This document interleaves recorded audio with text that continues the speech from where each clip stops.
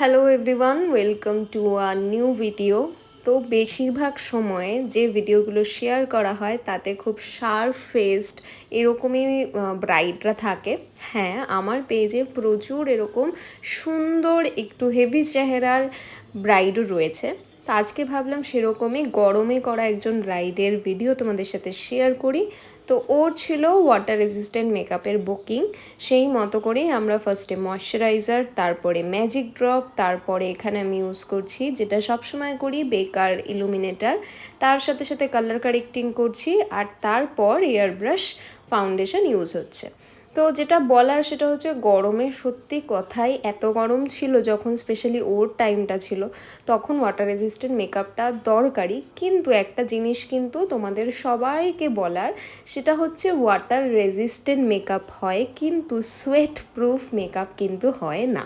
Water resistant makeup কী করে, যদি ওপর থেকে তুমি জল দাও সেক্ষেত্রে কী করবে, সেই মেকআপটায় কোনো রকম কোনো ক্ষতি হবে না, মেকআপটা ওয়াশ আউট হবে না।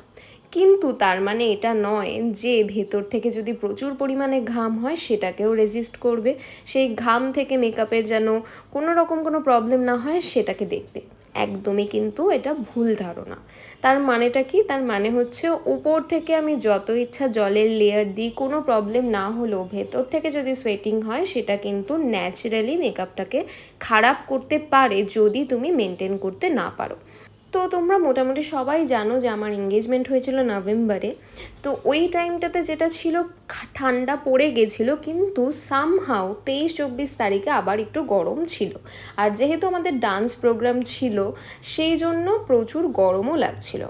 আমাদের ক্ষেত্রেও বা আমার ক্ষেত্রেও যেটা হয়েছিল সেটা হচ্ছে, যখন সোয়েটিং প্রচুর পরিমাণে হয়েছে তার আগে বা পরে যদি ফটোশ্যুট করার থাকে সেক্ষেত্রে আমি ফ্যানের তলায় বসেছিলাম, সোয়েটটাকে শুকিয়েছি, তারপর একটা ব্লটিং পেপার দিয়ে যদি এক্সেস কোনো সোয়েট থাকে ওপরে সেটাকে ভালো করে অ্যাবজর্ভ করে নিয়েছি, যেরমভাবে নর্মালি আমরা যে কোনো ন্যাপকিনে করে থাকি।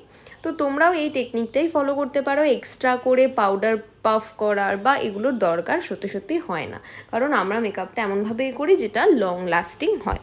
আর ওরও রিসেপশনের ভিডিওতে আমি শেয়ার করব ইন ফিউচার যে নেক্সট ডে অবধিও ক্যারি করেছিল, সন্ধ্যে 6টা অবধি, এবং এই সময় গরম কীরকম ছিল তোমরা সবাই জানো। সেখানে দাঁড়িয়ে 6টা মানে অনেক ব্যাপার। তারপরও শ্বশুরবাড়িতে গিয়ে মেকআপ তুলেছিল। আর স্কিনটা ওর শুধু দেখো যে কতটা গ্লো করছে। যারা একটু বাল্কি চেহারার রয়েছে, যাদের ডাবল চিন রয়েছে এবং সেটা নিয়ে যাদের প্রবলেম রয়েছে, তারা কিন্তু ভালো করে ক্রিম কন্ট্রোল করে সেটাকে হাইড করতে পারো।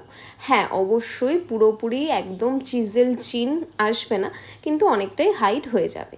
এখানে যেরকম ও চেয়েছিল ওর লুকটা ন্যাচারাল হবে, ওই জন্য কোনো রকম আইল্যাশ ফাইল্যাশ কিচ্ছু না, সেই জন্যই দেখতে পাবে কতক্ষণ সময় দিয়ে ডাবল কোটিং ট্রিপল কোটিং করে আমি মাস্কারাটা অ্যাপ্লাই করেছি।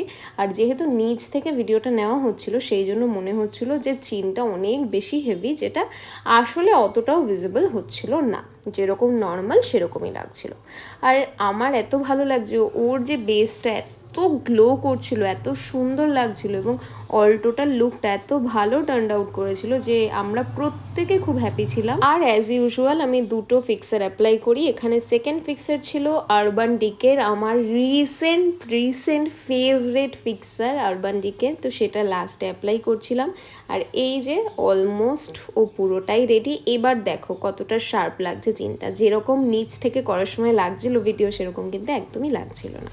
তোমরা কিন্তু নিচে কমেন্টে অবশ্যই জানিও যে তোমাদের এই ভিডিওটা কতটা ভালো লাগলো আর ওকে কতটা সুন্দর লাগছে, কারণ তোমাদের কমেন্ট কিন্তু আমি সবসময় পড়ি আর চেষ্টাও করি তোমাদেরকে রিপ্লাই করতে। আরেকটা কথা বলবো যে প্লিজ কেউ হোয়াটসঅ্যাপ বা ফোন করে স্কিন কেয়ার, হেয়ার কেয়ার বা অন্য কোনো রকম কোনো পার্সোনাল কোয়েশ্চেন করার জন্য হোয়াটসঅ্যাপ বা মেসেজ বা ফোন করো না, কারণ ওটা আমার যে ব্রাইডাল বুকিং হয় সেই বুকিংয়ের বিজনেস নাম্বার, সেখানে কোনো রকম কোনো পার্সোনাল এনকোয়ারি কিন্তু এন্টারটেন করা হয় না, হবেও না।